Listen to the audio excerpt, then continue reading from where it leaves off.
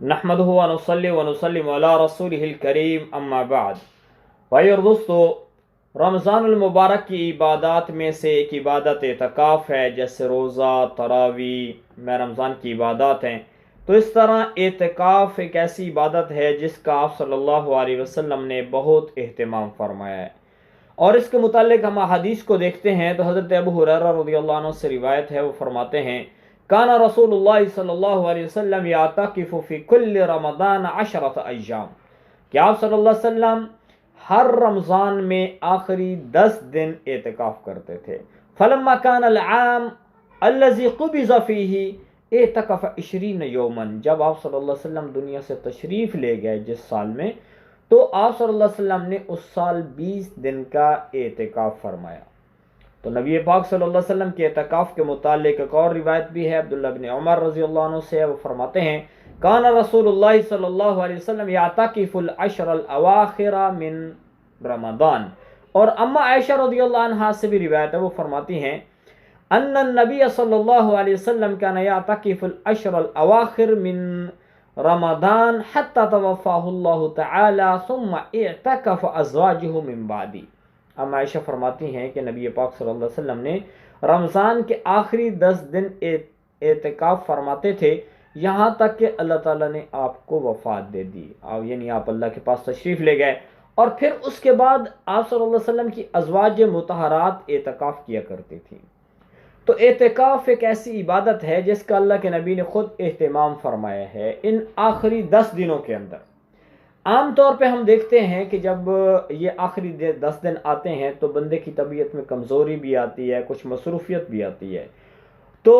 آپ صلی اللہ علیہ وسلم نے ان دنوں کی اہمیت، چونکہ رمضان المبارک کا پورا ٹائم بہت قیمتی ہے، تو اپنی امت کو اس کی اہمیت بتانے کے لیے کہ یہ ٹائم بہت قیمتی ہے، یہ جو ضروریات زندگی ہیں، یہ جو مصروفیت ہے، یہ بہت تھوڑی چیزیں ہیں، جو سب سے قیمتی چیز ہے وہ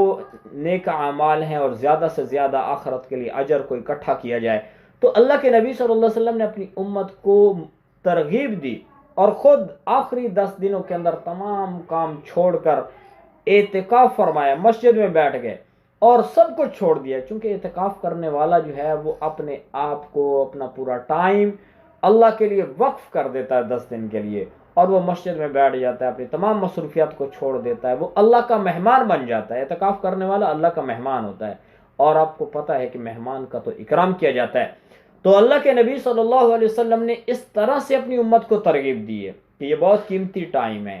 تو اس میں کمزوری بھی آتی ہے، 20 دن روزے رکھے، اب طبیعت میں تھوڑی سستی آئے گی، کمزوری آئے گی، لیکن اس کمزوری کو خاطر میں نہیں لانا، بلکہ آپ صلی اللہ علیہ وسلم کیا فرق کرتے، اذا دخل العشر الاواخر شد میزرہ واحیا لیلہ وایقظ اہلہ۔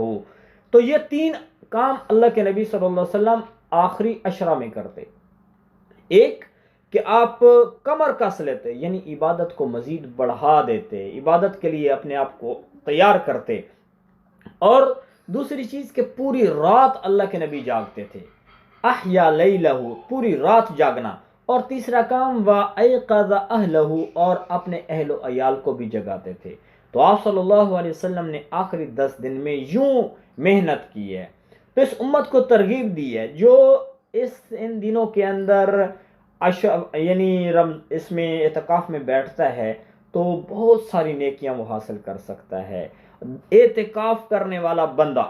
حالانکہ ان دنوں کے اندر مصروفیت بھی بڑھ رہی ہے، لیکن وہ مصروفیت کو چھوڑ دیتا ہے۔ مصروفیت کیسے بڑھ رہی ہے؟ عید آ رہی ہے،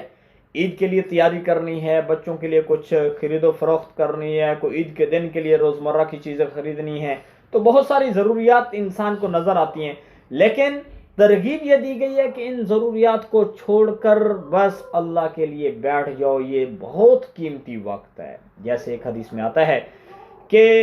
رمضان المبارک کے پہلے جو 10 دن ہیں وہ اللہ کی رحمت ہے، درمیان میں مغفرت ہے، آخری 10 دن جہنم سے خلاصی کا ٹائم ہے۔ تو بہرحال پورا ٹائم جو رمضان المبارک ہے وہ رحمت بھی اتر رہی ہے، ڈیلی لوگوں کی مغفرت بھی ہو رہی ہے، جہنم سے خلاصی کے پروانے بھی مل رہے ہیں۔ تو یعنی یہ جو